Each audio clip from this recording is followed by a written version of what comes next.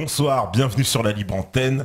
Comme tous les soirs, ce soir c'est la reprise après cet long moment d'absence. Donc on est en 2015. Alors bonne année évidemment à tous les métanautes, à vous tous sur le chat.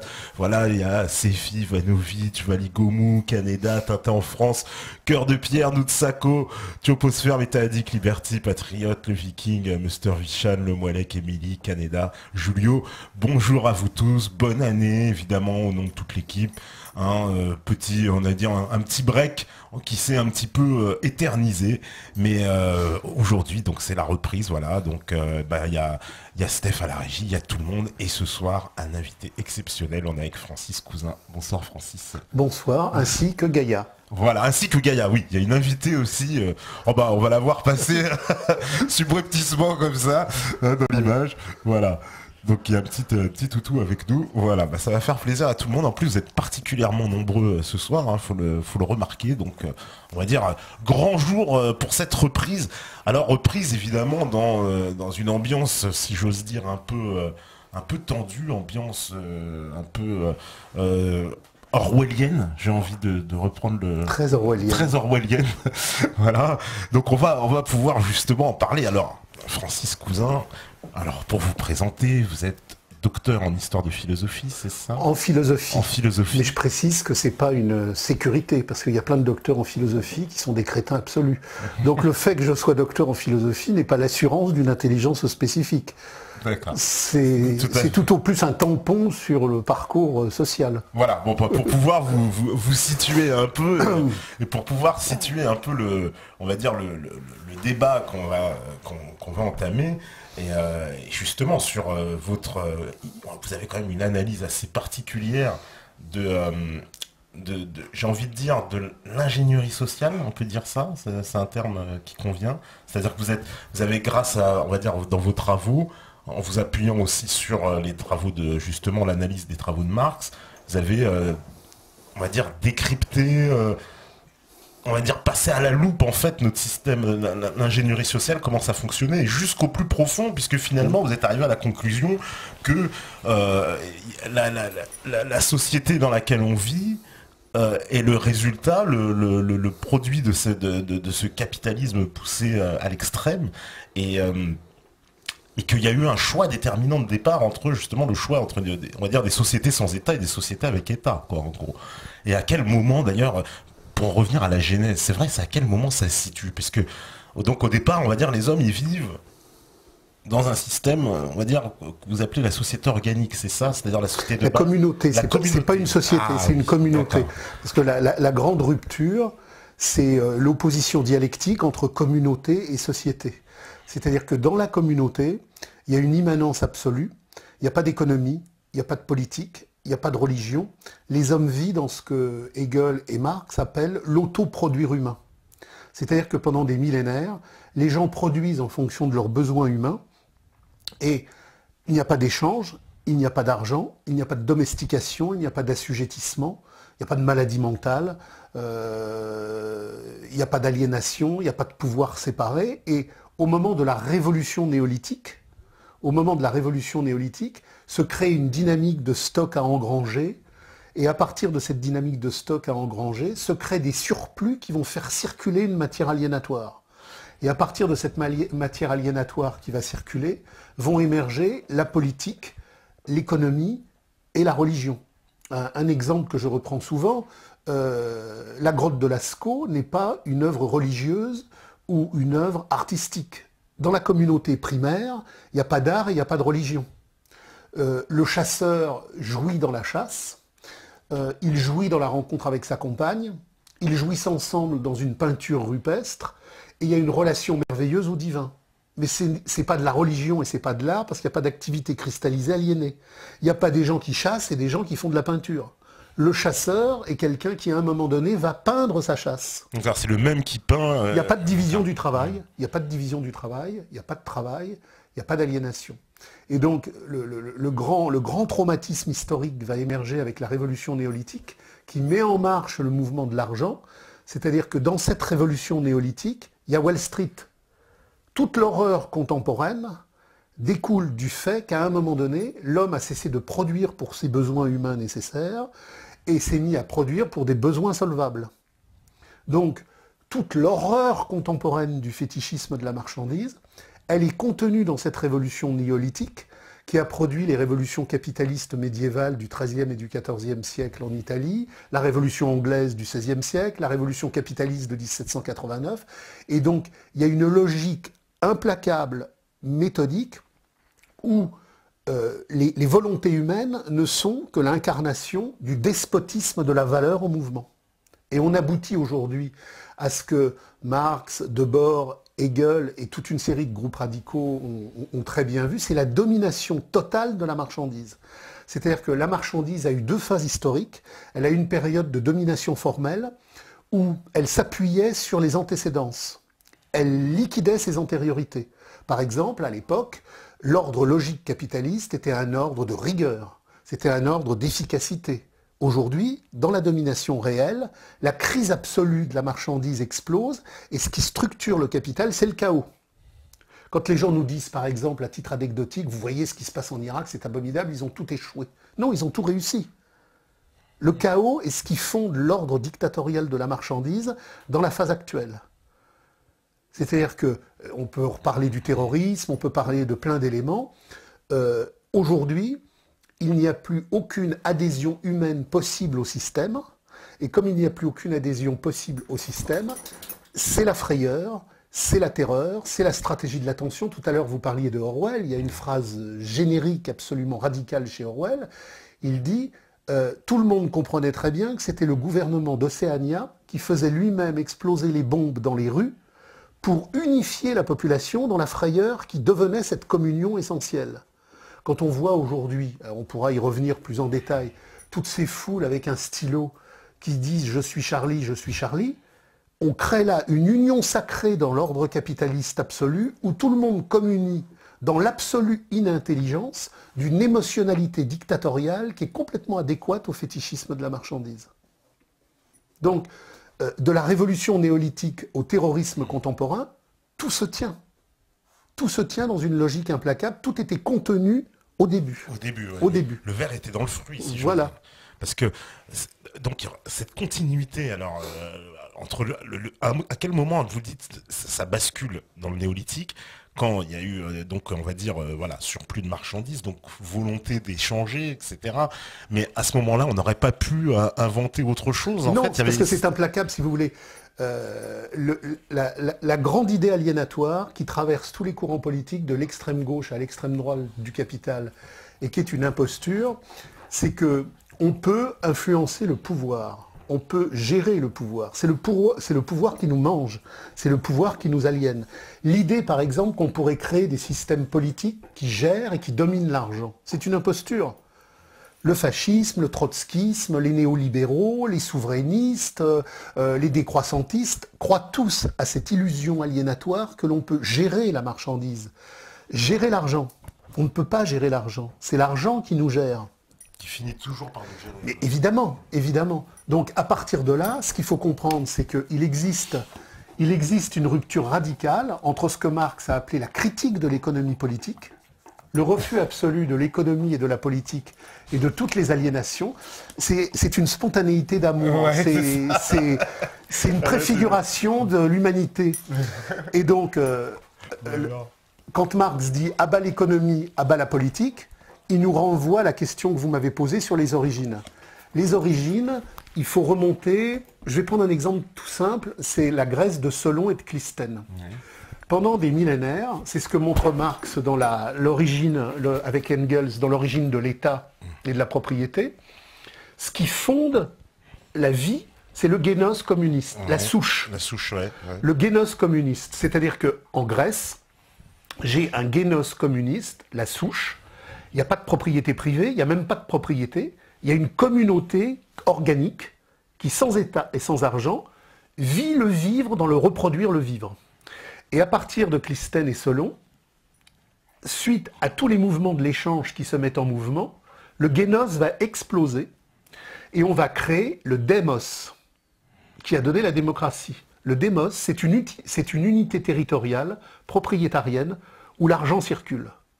Et on va créer l'oikia, qui est la maison propriétarienne qui va donner l'économie. Et en synthèse, la politique, puisque on a dessoudé la communauté organique, faut donc la réunifier avec une force de coercition. Donc pendant des millénaires, nous avons vécu le Guénos, comme les Germains de la forêt profonde, comme les Sioux, comme les Cheyennes, Les aborigènes, comme les aborigènes. Ah, ouais. Et à partir de la révolution néolithique, le processus dévastateur de la valeur d'échange a commencé à envahir l'espace et le temps, jusqu'à ce moment, exemple grec, où le Guénos a été explosé et où on lui a substitué l'oikia, la police et le démos. C'est pour ça que Marx, c'est pour ça que tous les groupes radicaux ont toujours dit « à bas la démocratie ». La démocratie est l'unité territoriale de la valeur d'échange qui aliène l'homme dans l'abrutissement de la valeur circulatoire de la dépossession. La communauté organique n'est pas démocratique, parce que la démocratie, c'est le pouvoir de l'argent en mouvement. La démocratie naît en Grèce quand on casse l'oikia communiste et qu'on lui substitue justement l'oikia propriétarienne qui crée la civilisation. Qu'est-ce que la civilisation? Kiwis, la citoyenneté, c'est le dressage, la domestication, la génuflexion devant la valeur d'échange. Donc le grand choix, c'est communisme ou civilisation. Communisme, à bas l'État, à bas l'argent. Alors là, il faut expliquer que Marx n'a pas cessé durant toute sa vie de dire « je ne suis pas marxiste », parce que ce qu'il faut bien voir, c'est que le capital a cette force absolument incroyable d'avaler tout ce qu'il conteste. Chaque fois qu'une contestation émerge, le capital la mange et la retourne. Le marxisme est le retournement de l'œuvre radicale de Marx pour en faire effectivement une apologie social-démocratique, puis bolchevique du capitalisme d'État. Marx avait une intelligence très profonde. Il a vu naître la social-démocratie. C'est pour ça qu'il a dit « je ne suis pas marxiste ». Et en disant « je ne suis pas marxiste », il critiquait déjà le bolchevisme. C'est-à-dire que pour Marx, il n'y a pas de capitalisme d'État à défendre, c'est à bas le salariat, à bas l'argent, à bas l'État. Donc le plus grand critique des pays capitalistes de la révolution capitaliste, léniniste, bolchevique, stalinienne, c'est Marx. Puisque Marx l'a anticipé en montrant que si effectivement on socialisait autour de l'État, on aliénait dans une forme supérieure, mais on n'émancipait pas l'humain. D'accord. Et parce que Marx, donc il a clairement prôné une société sans argent. Marx fait la critique radicale de l'économie politique. Marx a pour objet, dans tous les textes fondamentaux, l'idéologie allemande, la critique du programme de Gotha, la question juive, le capital, l'abolition radicale de l'argent et de l'État. C'est pour ça que le Capital a pour sous-titre « Critique de l'économie politique ». Marx n'a pas construit une nouvelle économie politique, comme les trotskistes, comme les fascistes, comme les libéraux, comme les sociaux décroissantistes, comme les écolos puristes, etc. Il a produit la première compréhension radicale de critique absolue de l'économie politique. Donc l'objet de Marx, qui n'est pas une invention de Marx. C'est-à-dire que Marx, et c'est ce que je dis toujours, moi Francis Cousin, je n'ai rien à inventer.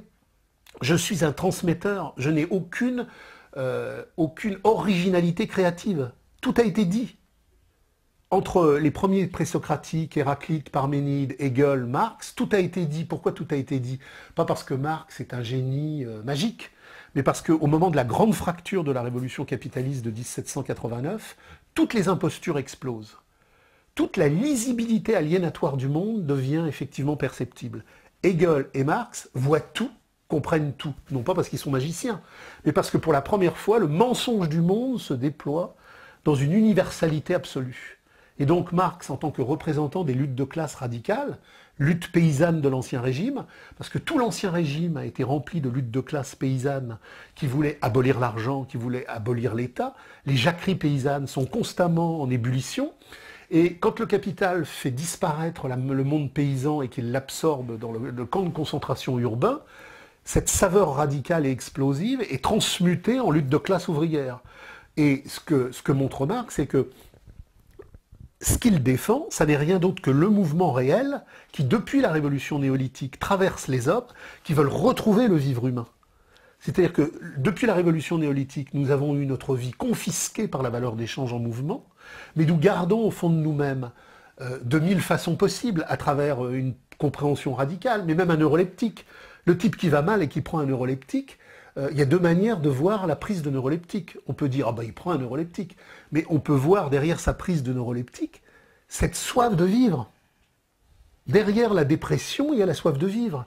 Derrière le suicide, il n'y a pas simplement la volonté de se donner la mort, il y a la volonté d'affirmer la vraie vie. Donc, toute cette négativité qui est là, elle dit aussi une positivité radicale. Depuis la révolution néolithique, l'homme ne vit plus la vie. Progressivement, la valeur d'échange s'est emparée du monde et nous sommes aujourd'hui à l'apothéose du fétichisme de la marchandise. Tout est devenu argent, pas simplement argent circulatoire dans les stocks bancaires et industriels, mais un couple est une économie narcissique de la représentation, le rapport entre parents et enfants. C'est-à-dire que l'économie narcissique du fétichisme aliénatoire est rentrée en nous, dans nos intimités, nous a mangés. Nous sommes des épaves marchandes circulatoires. C'est donc tout ça qu'il faut remettre en cause, et on ne peut le remettre en cause qu'en abolissant définitivement la liberté despotique de l'argent, la liberté démocratique du marché. Et tous les courants politiques qui veulent simplement réaménager la banque, réaménager le souverainisme, réaménager ceci, réaménager cela, sont simplement des aménageurs de servitude. Mais rien ne sera résolu. C'est un peu négocié, j'ai envie de dire, pour un esclave la longueur de la chaîne. Alors, on nous dit, mais en attendant la grande fracture, il faut bien faire quelque chose. Mais en attendant la grande fracture, comme le dit Marx, toute organisation qui a une audience, une diffusion et qui fait quelque chose, fait de la réaction capitaliste, sous une forme ou sous une autre. Mais est-ce qu'on n'est pas... Parce que j'ai envie de dire, c'est presque un piège pour nous, parce que par exemple, si on cherche à s'opposer au système, on est obligé d'utiliser les armes capitalistes pour le faire. Parce que sans les armes capitalistes, je ne vois pas d'autres moyens. Qu'est-ce que vous appelez les armes capitalistes? Alors quand je dis les armes capitalistes, l'argent, on est obligé d'utiliser l'argent, on est obligé d'utiliser les technologies, on va dire, qui sont à notre service. Mais je suis d'accord avec vous, si vous voulez, moi je mange, je m'habille, j'aime le bon vin et les bons fromages, donc je suis obligé d'acheter si je ne vole pas. On est d'accord. Mais ça, si vous voulez, c'est la quotidiennité obligatoire. Par contre, du point de vue du projet révolutionnaire, je m'inscris clairement dans la tradition de ce communisme primordial et de ces luttes de classe, c'est à bas tous les partis, à bas tous les États. Parce que je sais que mon émancipation humaine, ma jouissance humaine ne peut pas passer par la politique. Ce que Marx nous a appris, c'est que la politique est l'art de l'encasernement, de la génuflexion et de la soumission. Le seul projet humain, c'est à bas l'État. Tout État est une mécanique capitaliste d'oppression. Je ne suis pas contre le libéralisme, je suis contre la marchandise et l'argent. Tous les gens qui dénoncent la financiarisation, les excès de la marchandise, les excès de l'argent, sont des valorisateurs de l'argent. Prenons un exemple très simple, la GPA et la PMA. Et la PMA, oui. J'ai souvent dit ça, je me promène avec mon chien, je vois des gens, je discute, etc. Je disais aux gens qui protestaient contre la PMA et la GPA, mais vous n'avez rien compris. Ces gens-là, France traditionnelle, bien respectable, sont tout à fait contents que leur fils prépare une école d'avocat et que leur fils prépare une école commerciale. Mais ils voudraient un capitalisme arrêté en un temps intérieur.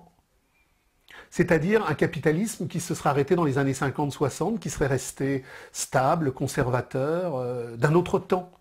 La PMA et la GPA ne sont pas des errances, elles sont consubstantielles à la logique du capital qui marchandise l'humain jusqu'au plus profond des intimités, des ovaires, du sexe, de la sueur, des sangs et des larmes.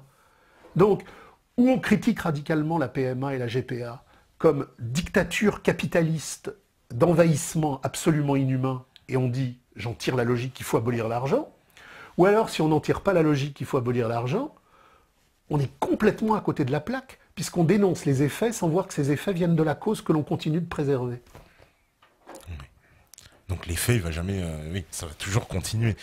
Et qu'est-ce qu'on peut dire aussi, alors ça c'est... Parce que ça, je sais que c'est une notion que vous développez, sur l'immigration et le fait que l'immigration puisse, on va dire,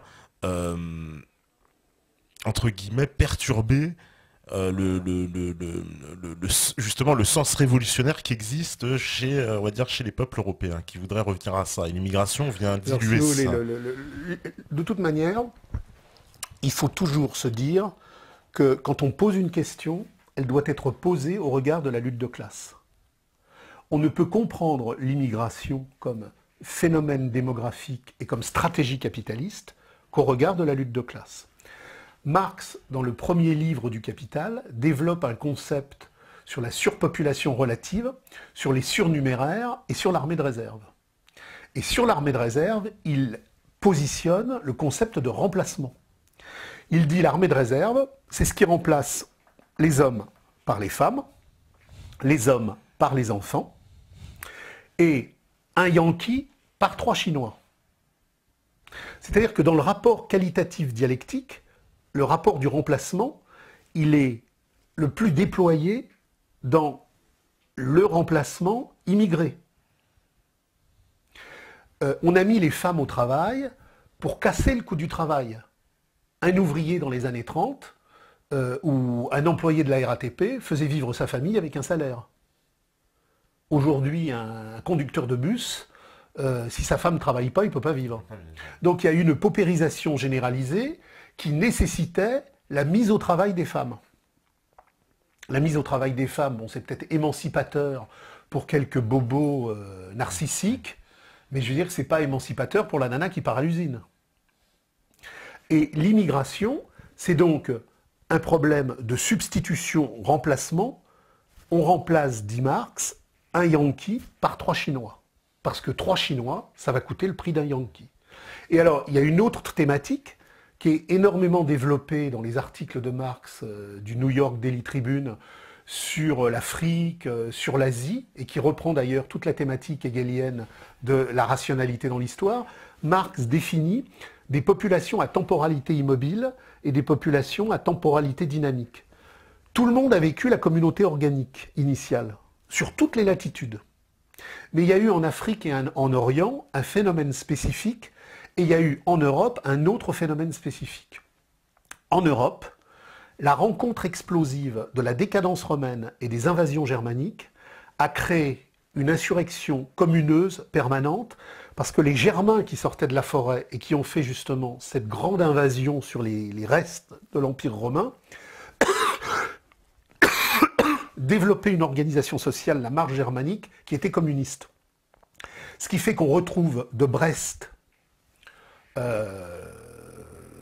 au fin fond de la Russie, une organisation spécifique, les communaux, en Russie, le MIR. Vous allez dans n'importe quel village de France, on trouve encore un espace qui s'appelle les communaux.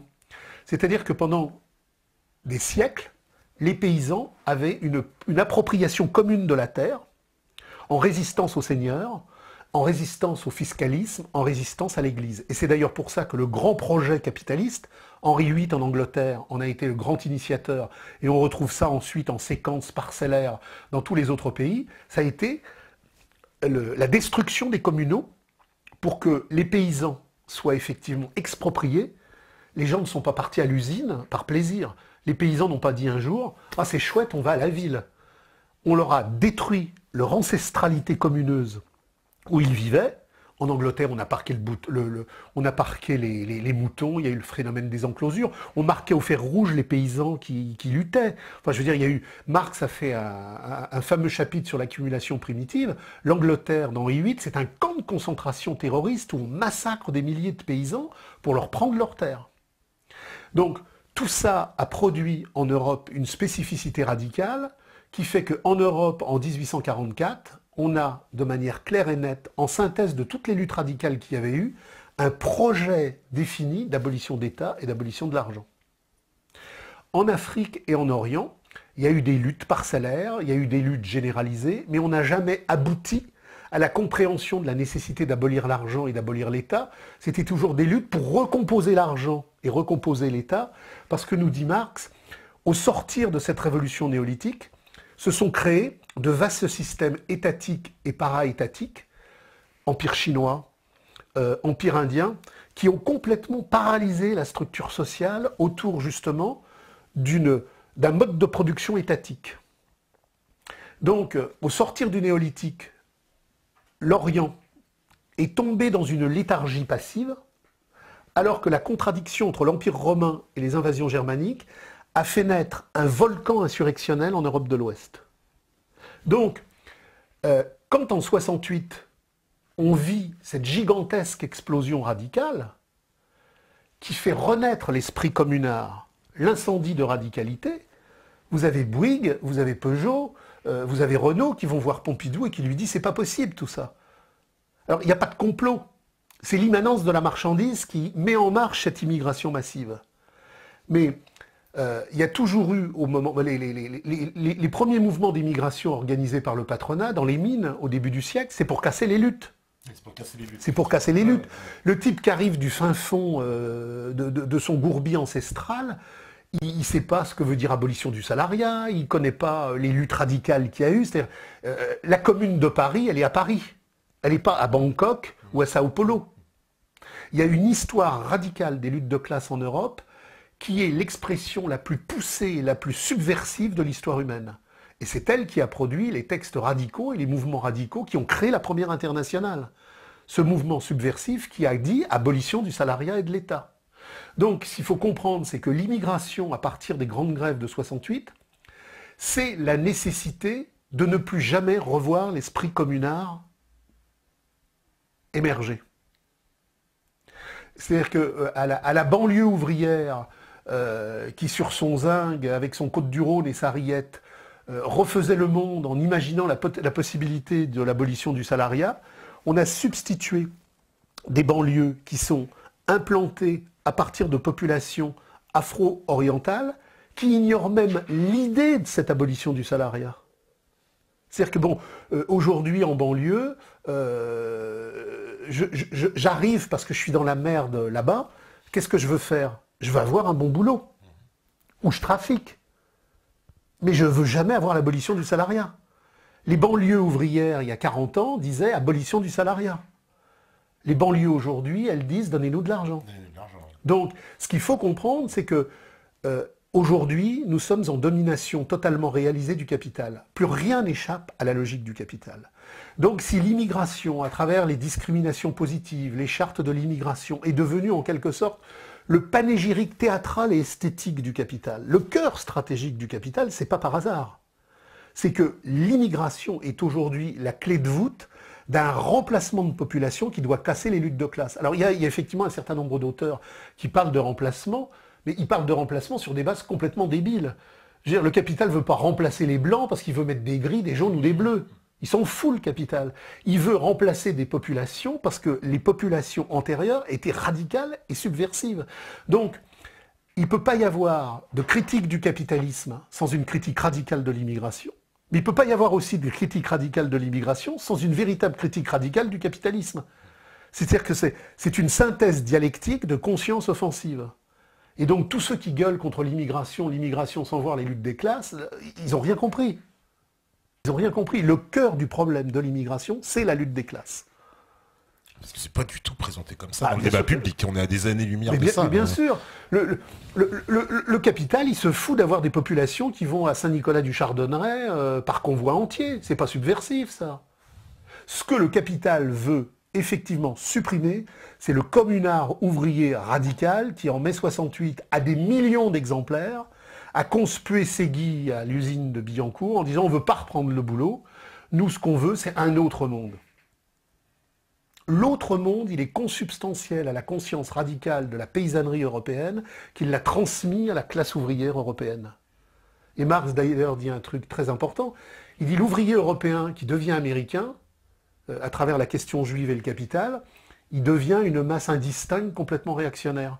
L'ouvrier italien et l'ouvrier allemand qui arrivaient aux États-Unis, les premiers mouvements ouvriers américains, les IWW, c'était des mouvements radicaux. Mais à la génération suivante, le type était absorbé dans le mode de la marchandise américaine et il n'y avait plus de radicalité. C'est-à-dire que la radicalité subversive qui nous ouvre la porte de la tradition primordiale communiste, elle est génériquement, elle est ontologiquement enracinée dans notre être générique, dit Marx, l'être générique européen qui découle justement de ces marches germaniques qu'ont fait péter l'Empire romain et qu'ont constitué à travers les communaux une lutte de classe permanente et radicale qu'on n'a jamais vue ailleurs de par le monde. Ouais, il n'y a pas d'autres exemples? Alors, il y a eu en Chine, il y a eu en Argentine des mouvements, mais des mouvements qui ont la radicalité de la lutte de classe prolétarienne européenne sur une claire conscience radicale, ça s'est jamais vu. Imaginez-vous que pendant la guerre d'Espagne, il n'y a pas deux camps. Il n'y a pas les républicains et les fascistes. Il y a les républicains, les fascistes et les subversifs.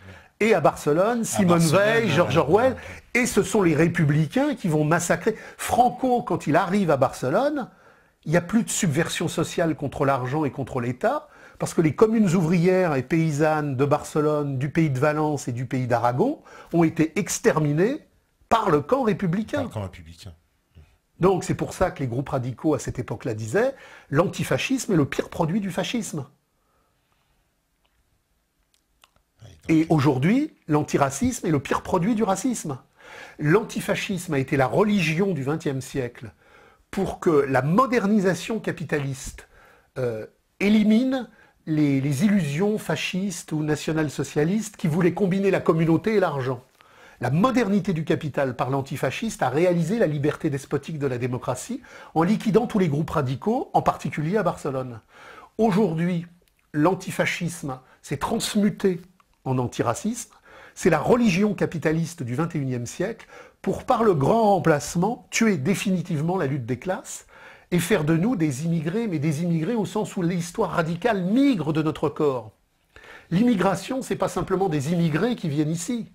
C'est une immigration conceptuelle, générique et ontologique qui nous fait sortir de notre propre histoire. Combien de jeunes Français de souche, aujourd'hui, connaissent l'histoire radicaux des groupes radicaux qui, de la Première Internationale à la Commune de Paris, ont défendu le projet radical de l'émancipation humaine. Personne, je pense. Donc, ce qu'il faut bien comprendre, c'est qu'il s'agit de faire migrer la conscience hors de l'homme. Non, mais c'est très intéressant. Ça voudrait dire que le milieu, comment on pourrait l'appeler d'ailleurs, le système capitaliste, parce qu'il se nourrit de quoi? C'est qui les possédants de ce système? Alors, là encore, il faut revenir à Marx, parce qu'il y a plein de gens qui vous parlent de la bourgeoisie. Il n'y a pas de bourgeoisie. Marx explique que la bourgeoisie, c'est la classe de transition au moment où le capital, en domination formelle, sort de l'ancien régime pour arriver à sa domination réelle. C'est-à-dire que le capital devient un mode de production qui domine réellement le monde uniquement à partir, disons, de 1914. Ouais. Avant, c'est un mode de production qui s'appuie sur son antériorité, c'est un mode de production qui n'est pas pur, qui est hétérogène. Il s'appuie sur toute une série de structures qui le précédaient. Le mode de production pur et dur qui a tout détruit de son antériorité, il émerge à partir de 14. Et ce mode de production, il liquide la bourgeoisie. Et il lui substitue la classe capitaliste. Dans la période de domination formelle, les bourgeois sont propriétaires de leurs moyens de production. C'est quoi, on va dire jusqu'au 19e siècle à peu près jusqu'à la Première Guerre mondiale. Jusqu'à la Première Guerre mondiale. À partir de la Première Guerre mondiale, la bourgeoisie disparaît et elle est supplantée par une classe capitaliste, c'est-à-dire des oligarques salariés qui ne sont pas propriétaires des moyens de production.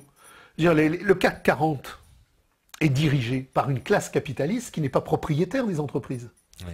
Ce sont des fondés de pouvoir, c'est une classe capitaliste anonyme et salariée. Donc, aujourd'hui, il n'y a que deux classes, la classe capitaliste et le prolétariat. Marx a toujours dit que le prolétariat, ce n'était pas les mecs en bleu de travail ou qui avaient les mains dans le cambouis. Le prolétariat, c'est la classe des hommes, c'est la classe universelle des hommes qui n'ont aucun pouvoir sur leur vie et qui sont assujettis à la prostituer salarialement à la classe capitaliste. Donc, aujourd'hui, le prolétariat est la classe universelle humaine. Et il y a une classe capitaliste qui dirige l'appareil, mais qui le dirige non pas de manière subjective, volontaire, en sachant ce qu'elle veut. Elle est prise dans une immanence. Les attentats du 11 septembre, c'est pas un complot avec des mecs dans une cave qui décident. C'est l'immanence du capital qui met en jeu des acteurs qui sont même pas conscients de la totalité des opérations auxquelles ils participent. Il y a des complots, mais ce n'est pas les complots qui font l'histoire. Les complots sont le produit de l'immanence de la marchandise. Et entre ces deux classes, la classe capitaliste et le prolétariat, il y a des couches. Mais ce n'est pas des classes. Quelle est la différence entre une couche et une classe? C'est que ce sont les classes qui font l'histoire. Aujourd'hui, il n'y a que deux classes qui peuvent faire l'histoire. La classe capitaliste qui nous conduit à l'horreur terroriste de la Troisième Guerre mondiale, et le prolétariat qui est la seule force susceptible de s'y opposer. Puis entre les deux, il y a des couches sociales intermédiaires. il y a des médecins, il y a des notaires, mais ce n'est pas des classes. Parce que ce que montre Marx, c'est qu'à la sociologie empirique qui définit les classes par le revenu, alors si je les définis par le revenu, il peut y en avoir 200. La définition stratégique, offensive et historique, c'est la place dans le rapport de production, autour du problème de la plus-value. Et la place dans le rapport de production autour de la plus-value, c'est il y a la classe capitaliste et il y a le prolétariat universel. Et entre les deux, il y a des couches. Et la classe capitaliste, donc c'est la grande possédante, c'est-à-dire c'est un très petit nombre de personnes. Mais elle n'est pas possédante. Elle n'est pas possédante. Le jour où le couillon dont j'ai oublié le nom, qui dirigeait Vivendi... Jean-Marie Messier. Oui. Le jour où on lui a dit « Allez, c'est bon, mon pote, dehors la poubelle », il était à la poubelle. Oui, c'était vrai. Donc, il n'est pas... Il a un pouvoir, mais c'est un pouvoir de commandite. C'est un pouvoir de conseil. Donc ce qu'il faut bien comprendre, c'est que la bourgeoisie a été l'expression de cette phase intermédiaire entre l'Ancien Régime et la domination réelle, dans la période où le capital ne dominait que formellement, pour construire dans la longue durée. Parce que le capitalisme, il démarre en Italie au XIIIe siècle. Mais il n'aboutit à sa domination réelle totale qu'aux alentours des années 1914-1920. Ça a été une énorme maturation, un énorme enfantement. Et la bourgeoisie n'a été que cette phase de transition que le capital lui-même a liquidée à partir de la guerre de 14, pour lui substituer la classe capitaliste. Ce qui fait qu'aujourd'hui, tous les grands groupes internationaux, les multinationales, sont dirigés par des PDG salariés, qui ont effectivement des intérêts, si vous voulez. Mais ce qu'il faut comprendre, c'est que le capital n'est pas... le capital, c'est pas la propriété privée. Le bolchevisme disait... Le capital, c'est la propriété privée. Avec la propriété étatique, on rentre dans le socialisme. Non, Marx disait la propriété étatique, c'est le capitalisme d'État. Il peut y avoir du capitalisme sans propriétaire privé. Alors un peu la Russie soviétique. La Russie soviétique, c'est du capitalisme d'État. Et le plus grand mensonge, bon, il y a eu des grands mensonges, mais le plus grand mensonge du XXe siècle, c'est la révolution bolchevique, qui est une révolution capitaliste d'État. Marx, durant toutes les années 1880, est en correspondance avec toute une série de groupes, Vera Zasulich et autres, où il explique que s'il y a une révolution en Europe occidentale, la révolution en Russie doit conserver la commune rurale, qui n'a pas été trop défaite, parce que le secteur russe est encore archaïque, et qu'il ne faudra surtout pas nationaliser la terre, étatiser la terre, mais qu'il faudra construire un mouvement communiste de la terre, mais sans étatisme. Donc Marx, avant même que la révolution bolchevique ait eu lieu, explique exactement le contraire de ce que fera Lénine. Et il montre que ce que va faire Lénine, même s'il ne le cite pas, parce que Lénine à l'époque n'est pas connu, ne sera que du capitalisme d'État, c'est-à-dire une oppression aussi terrible que le capitalisme privé. Il en était conscient, ça, Lénine, parce qu'il était quand même plus proche de Marx, on va dire, déjà. Non, ça c'est un mythe. C'est un mythe, non ? C'est un mythe. Ce qu'il faut voir, c'est que plus la contre-révolution se veut efficace, plus elle prend les costumes de la révolution. L'aura de Marx était gigantesque après la Première Internationale, et tous les groupes qui allaient faire le contraire de ce que Marx avait vu et analysé se servaient de Marx. Le grand Radzianov, qui était donc le publicateur des œuvres de Marx, a fini au goulag assassiné. Parce qu'il faisait sortir les œuvres de Marx qui montraient que les œuvres de Marx étaient aux antipodes radicaux de ce qui se passait en Russie. L'œuvre de Marx, c'est le mouvement de l'auto-émancipation humaine contre tous les partis, contre tous les syndicats, pour l'abolition de l'argent et pour l'abolition de l'État.